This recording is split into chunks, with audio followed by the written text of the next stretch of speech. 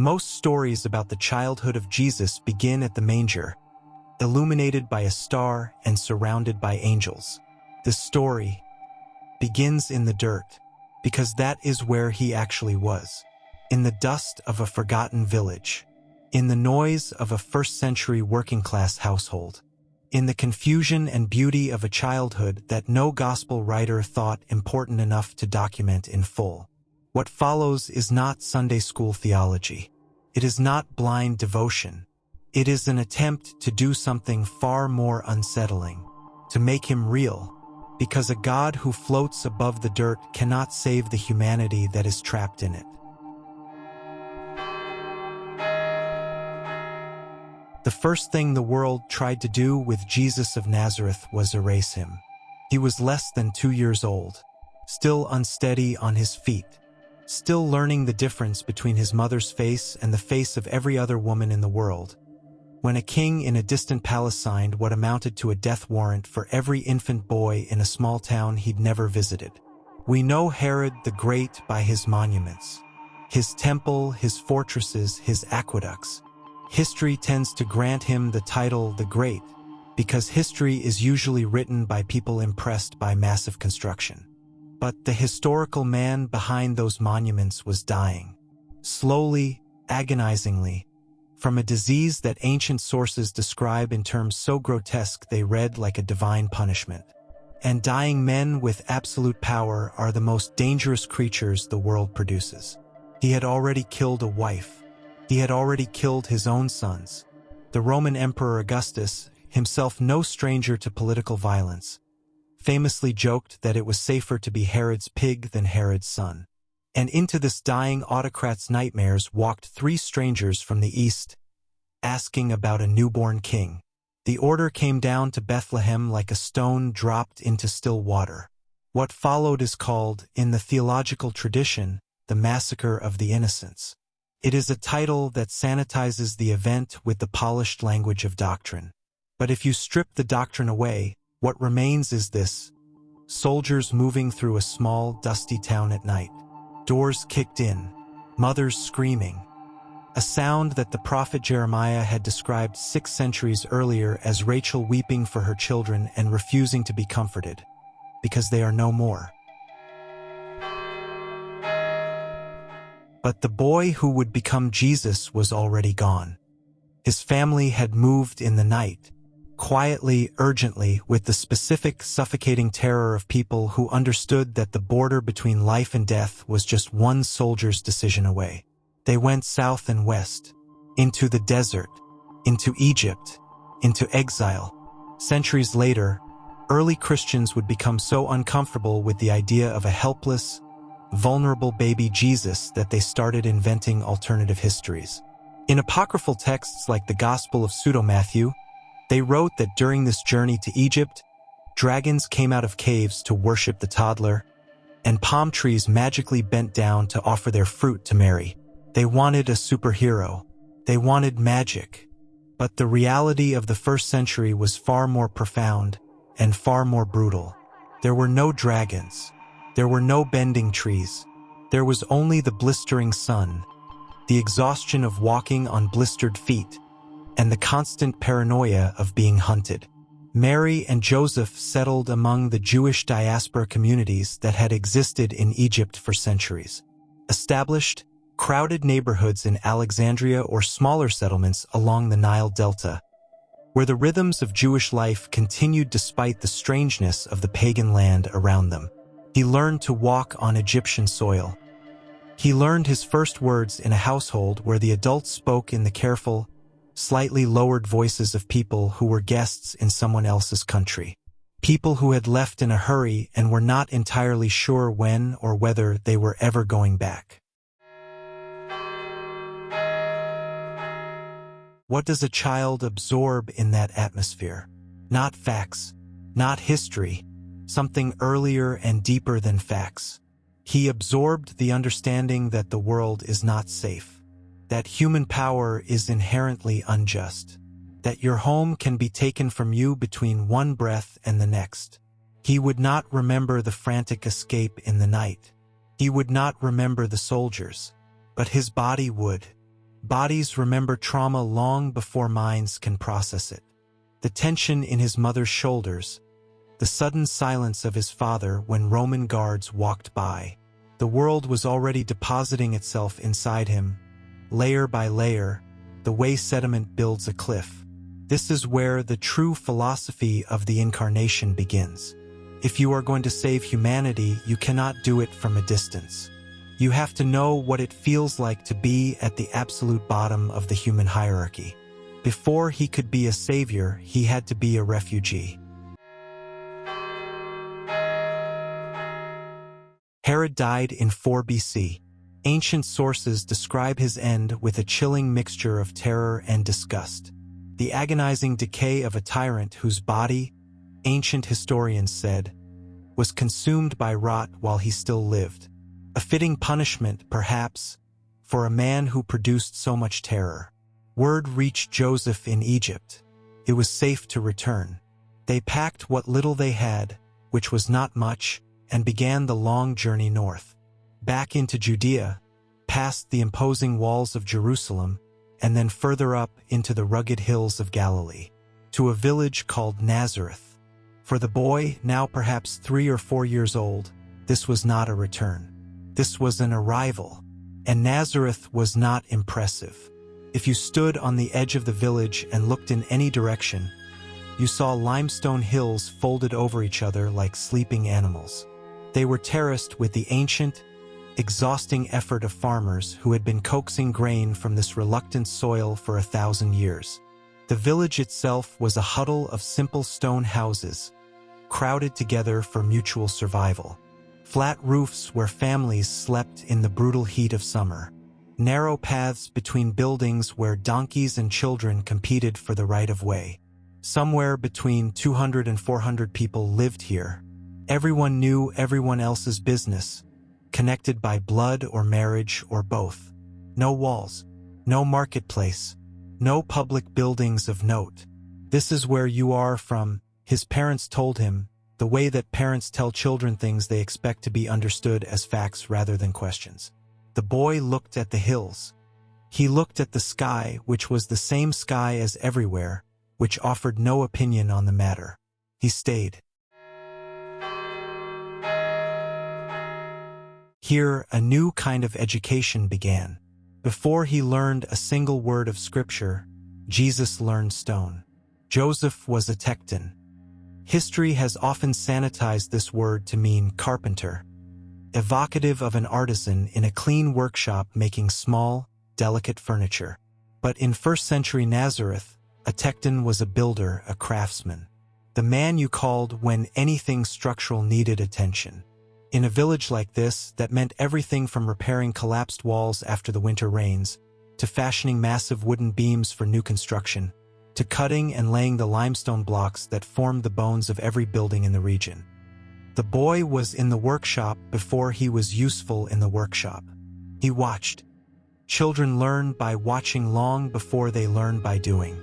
And what he watched was a man who understood materials with the intimacy of long acquaintance. Joseph knew the weight of a stone. He knew its fracture lines. He knew the places where it would split cleanly and the places where it would crumble without warning. He knew the difference between work done well and work done quickly. And he taught that difference without lecturing, simply by the way his hands moved and the way they stopped when something wasn't right. The boy's hands followed. Slowly, over years, they began to know things his mind hadn't yet put words to. This is the education of a body. He learned that a wall built without a proper foundation looks exactly like a wall built with one, until the rains come. He learned that what left untreated will betray you in ways that are invisible until the moment of total failure. He learned that most of what keeps a structure standing is invisible. The weight distribution, the tension, the hidden work beneath the surface. He would use all of this later, not for building houses, but for building people. And he was not separate from the ordinary texture of the life around him. This part of the story, the unremarkable years of scraped knees and the dust of a workshop, is the hardest to imagine. The theology of glory has overwritten the reality of a human life. We can't imagine Jesus being told to go fetch water, or Jesus being bored by the repetitive tasks of life. But if he wasn't fully human, if he didn't know the frustration of a flawed material or the ache of a long day's work, then his later message of solidarity with the poor, the manual laborers, and the marginalized is hollow. He play, he suffer, he loves just like us. Before we move on to the second part of his education, the spiritual kind in the synagogue, I want to ask you a question. Which part of this dusty, working-class childhood in Nazareth is the hardest for you to reconcile with the traditional image of Jesus? Is it the manual labor, or just the idea of him being an unremarkable child in an unremarkable town? Share your thoughts in the comments. I read every one. Now, let's look at the other world that shaped him. At the same time his hands were learning the reality of stone and wood, his mind was being introduced to another kind of architecture. The synagogue in Nazareth was not a grand building. It was likely just a designated room in someone's home, or a remarkably simple structure built by the villagers themselves. This was where the community gathered on the Sabbath, where the Torah scrolls were kept with the intense reverence that precious, irreplaceable objects demand, and where the Chazan, the synagogue attendant, presided over readings with the tired dignity of a man who is spiritually essential but practically underpaid. Boys began school here at 6 years old. The Beit Sefer, the house of the book, was not an optional extracurricular. It was the absolute infrastructure of Jewish identity. It was the survival mechanism by which a people who had endured exile, conquest, and dispersion maintained their soul across centuries and hostile geographies. Here he learned Hebrew, not the rough, conversational Aramaic he spoke at home with his brothers and sisters, but the ancient, formal language of the Torah. He learned to read the words, then he learned to understand them, and then, if he was sharp enough and patient enough, he learned to argue about them. Because arguing about them was the entire point. Judaism in the first century was not a religion of passive submission. It was a religion of relentless interpretation. A single verse could generate centuries of debate. Two brilliant scholars could spend their entire lives disagreeing about the implication of a single word, and both would be considered righteous men, because the argument itself was sacred. The boy absorbed this completely, but there was something about the ancient texts that affected him differently. He would read a passage, the creation account, the Exodus, the thunderous, desperate warnings of the prophet Isaiah, and instead of settling into the accepted, safe interpretation, his mind would push. It would find the edge of the orthodox reading and lean over it, looking down into the dark. But what does this actually mean? What if this word means something deeper? What does this say about God's character, not just God's rules? When he asked these questions, the Chazan was likely a patient man. He answered what he could. And when he couldn't, he offered the universal defense of overwhelmed teachers throughout history. When you are older, you will understand. The boy accepted this answer, filing it away with a growing suspicion that, when you are older, was just a polite way of saying, I don't know either. This was the seed of his later rebellion. A faith that cannot be questioned is a fragile thing. He was learning that the divine is not found in blind obedience, but in the brutal, honest wrestling with the text. Every year, when the festival of Passover arrived, the dusty roads of Galilee filled with people. The journey from Nazareth to Jerusalem was 3 days on foot. 3 days of walking through a changing landscape, down into the Jordan Valley and then up into the Judean highlands, where the air thinned and the stone turned a blinding shade of white. And then you come around a bend in the road, and there it is, the city, sitting on its ridge with the staggering arrogance of a place that knows it is the center of the world. And above the city, impossible to ignore Herod's temple. To a peasant boy from a village of dirt and mud brick, The temple must have looked like something built by aliens. It was the most ambitious construction project in the ancient Jewish world. Its massive white limestone walls caught the sun and threw it back at you. Luke is sparing with the childhood of Jesus. Out of 18 years of adolescence, he chooses to preserve exactly one episode. Jesus is 12 years old, 1 year before the age at which Jewish tradition would mark him as a man, responsible for his own observance of the law.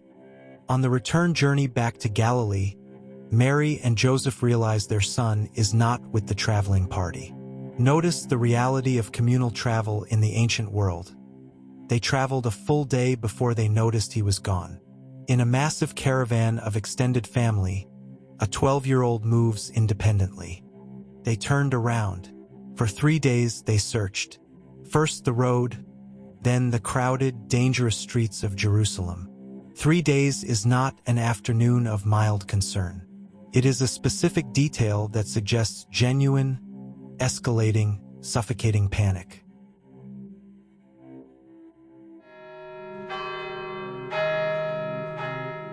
They finally found him in the temple, but he wasn't wandering the outer courtyards.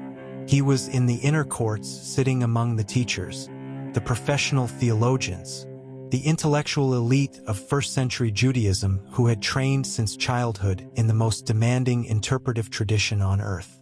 He wasn't standing respectfully at the margins. He was sitting among them, as an equal. He was asking them questions and they were answering him.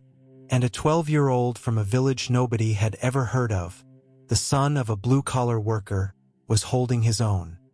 Mary found her voice first, and her reaction is one of the most painfully human moments in the entire Bible. "Child, why have you treated us like this? Your father and I have been searching for you in great distress." Forget pristine theology for a second. This is the raw, exhausted fury of a mother who has spent 3 days imagining her child dead in a ditch and finds him perfectly safe, debating philosophy. She wanted to hug him and yell at him at the exact same time. The boy looked at her, and he said something that was either deeply profound or insufferably precocious. "Why were you searching for me? Did you not know that I must be in my father's house?"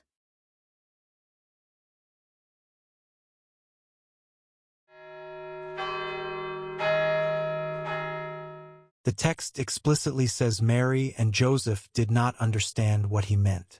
How could they? But she stored the moment away. The boy stood up. He left the brilliance of the temple, the elite scholars, and the white limestone. He went back home with them, back to the dirt of Nazareth. He was obedient. He was quiet. He grew. And for 18 more years, the historical record goes completely silent. In our modern world, this is the hardest part of the story to accept. We live in an era obsessed with visibility. We are told that if you are not seen, you do not matter. We measure our worth by our audience, by our impact, by how quickly we can achieve greatness and broadcast it to the world. We suffer from the illusion that a life spent in obscurity is a life wasted. But look at the philosophical paradox of the incarnation. The man who would split human history in two spent over 90% of his life as an absolute nobody. He wasn't building a platform. He was building tables. He wasn't gathering followers. He was sweeping wood shavings off a dirt floor. He was experiencing the crushing, beautiful, monotonous weight of a completely ordinary existence.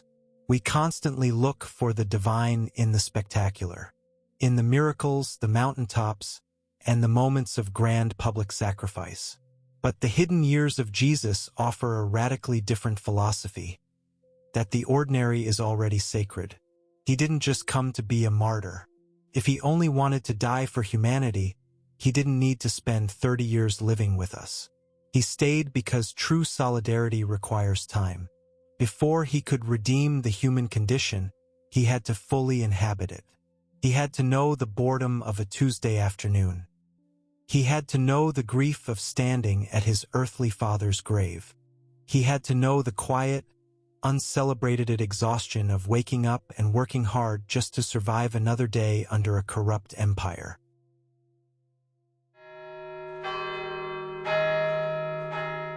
Your quiet struggles, your daily exhaustion, and your unrecorded work are not distractions from your purpose. If the divine chose to spend 3 decades in the shadows, then the shadows are holy ground. The silence wasn't a delay in his mission. It was the forge. But what actually happened in that forge? How does a grieving teenager in a dusty village transform into the radical rabbi who would eventually march back into Jerusalem and turn the empire upside down? That is exactly what we are going to uncover in the next episode of this series, The 18 Years of Silence. On this channel, we explore the spaces between the scriptures. We look at the history, the dirt, and the deeply human reality of faith. Because understanding the flesh and blood Jesus makes his radical love infinitely more powerful than the sanitized version we've been sold. If you are tired of Sunday school answers and want to explore the gritty, beautiful truth of these ancient stories, hit the subscribe button and turn on notifications so you don't miss part 2. Thank you for walking through the dust with me today. I'll see you in the next video.